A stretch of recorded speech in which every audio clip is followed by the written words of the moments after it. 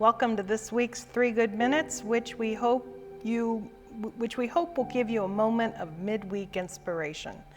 Since it is November, the month in which we celebrate Thanksgiving, I wanted to share with you this little Thanksgiving story that I found in Reader's Digest. A teacher, Mrs. Klein, told her students to draw what they were thankful for, and she was profoundly moved by one of her students' responses.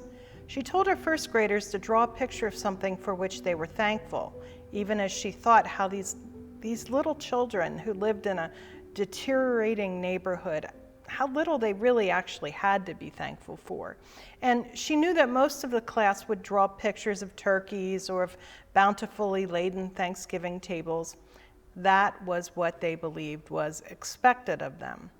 What took Mrs. Klein aback was Douglas's picture. That little boy was so forlorn and was likely to be found close in her shadow as they went outside for recess. Douglas's drawing was simply this: a hand, obviously, but whose hand? The class was captivated by his image. "I think it must be the hand of God that brings us food," said one student. "A farmer," said another, "because they grow the turkeys." "It looks more like a policeman, and they protect us." "I think," said Lavinia, who was always so serious, "that it is supposed to be all the hands that help us." But Douglas could only draw one of them. Mrs. Klein had almost forgotten Douglas in her pleasure at finding the class so responsive. When she had the others at work on another project, she bent over his desk and asked whose hand it was.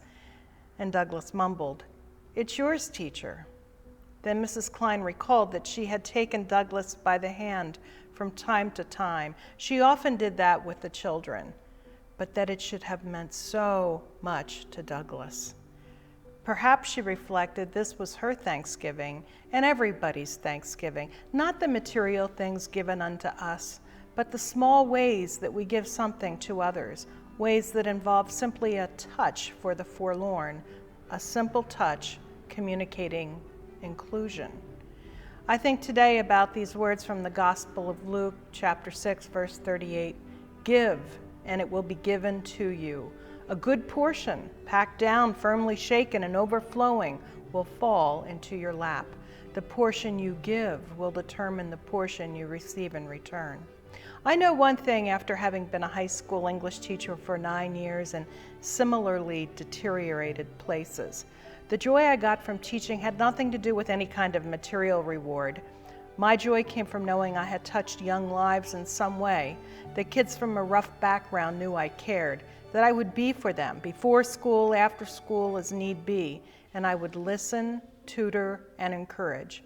What I gave came back to me in joy 100-fold, packed down, firmly shaken, overflowing.